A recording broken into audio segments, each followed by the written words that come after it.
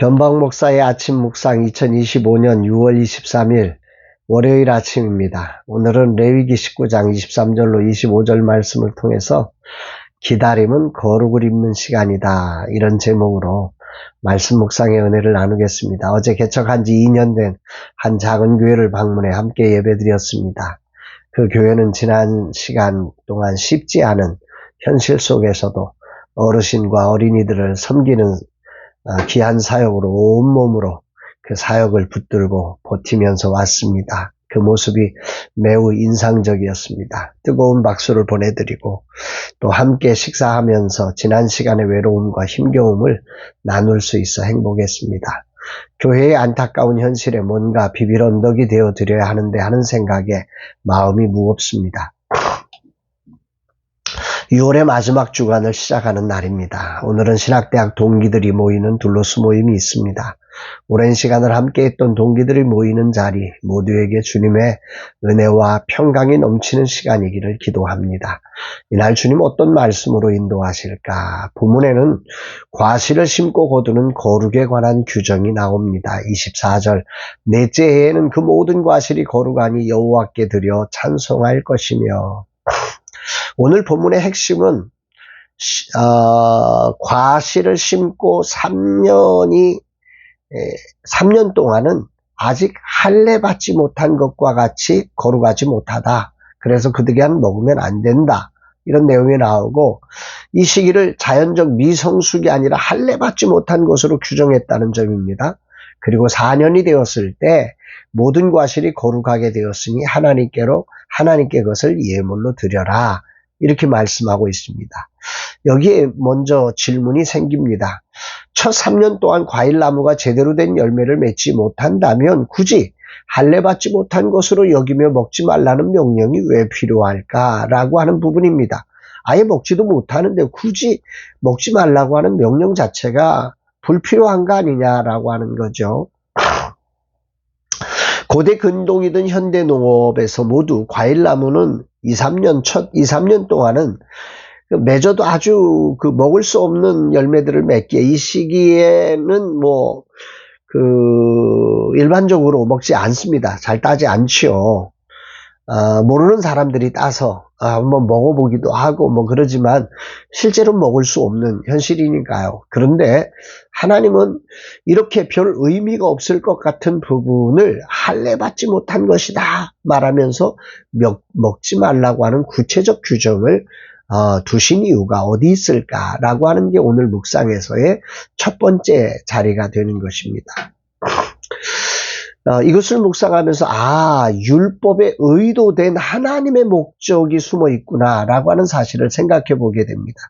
하나님은 자연의 성장 주기와 인간의 조급함을 너무 잘 아시기에 이 율법 안에 절제와 경건한 인내를 훈련하는 명령을 이 귀한 시간에 담아두신 것입니다.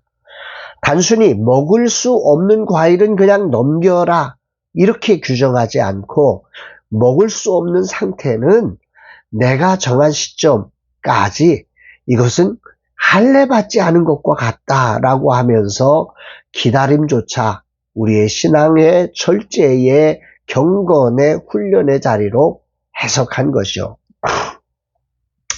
먹을 수 없는 상태라 해도 하나님은 그것을 내가 정한 시점까지 거룩하게 구별해라, 이렇게 말씀을 하심으로써 과일을 재배하는 현장이 하나님의 주권을 인정하는 신앙의 현장으로 만드신 겁니다.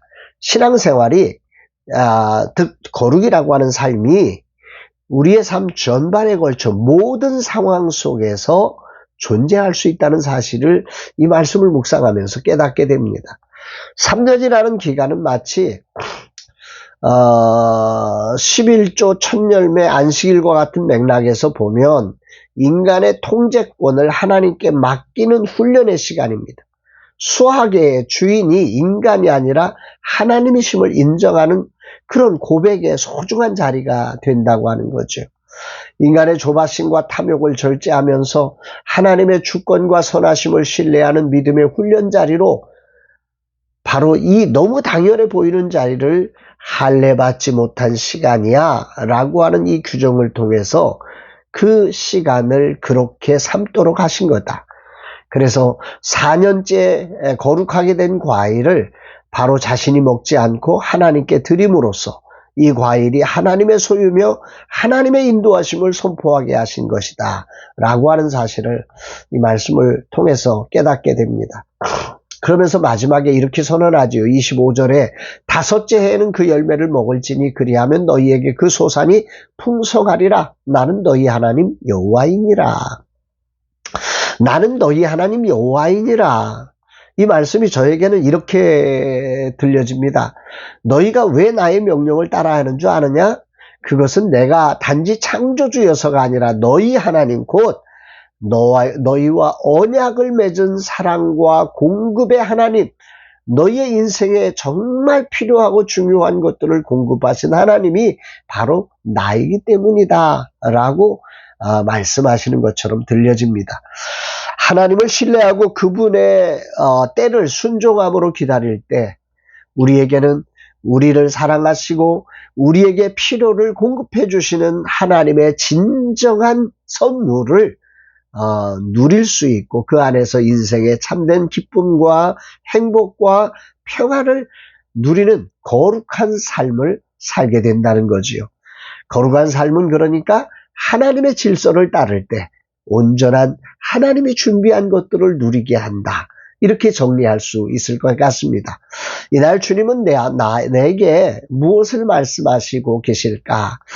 하나님의 백성이 되어 40년을 광야에서 하루 벌어 겨우 먹고 살다가 땅을 소유하게 되어 과일을 심었던 이스라엘 백성들을 생각해 봅니다. 얼마나 열심히 일할까요? 그리고 그 기대가 얼마나 클까요? 아마 매일매일 그 앞에서 바라보고 기대하고 그랬을 것입니다.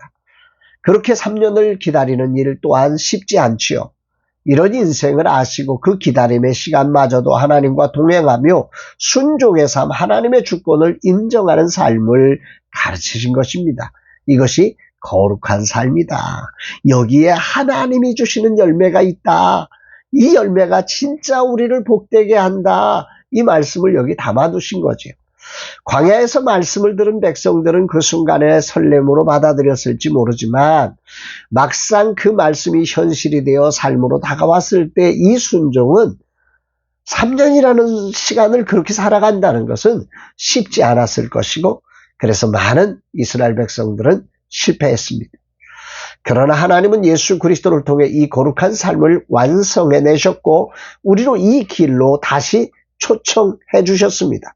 고린도서 15장 20절은 주님이 부활의 첫 열매가 있다고 하시면서 우리로 이 승리의 거룩한 삶에 새롭게 초대받은 자임을 깨닫도록 알려주고 있습니다. 거룩한 삶은 결코 추상적인 이상이 아닙니다.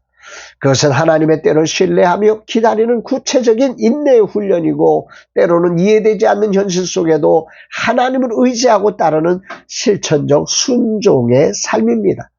오늘 주님은 이 말씀을 통해 하나님과 그분의 약속을 신뢰하고 기다리며 순종하는 삶의 거룩을 생각하게 하십니다.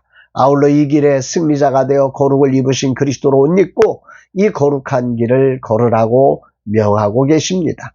레위기 묵상을 통해 막연한 그림과 같던 거룩을 실제 삶에서 거룩이 일상에 입혀지는 그런 은혜를 경험하고 있습니다. 오늘이라는 시간 내게 주어진 자리를 하나님의 뜻이 담긴 자리로 믿고 말씀에 순종하며 경건한 인내를 훈련하는 자리가 되기를 다짐해 봅니다.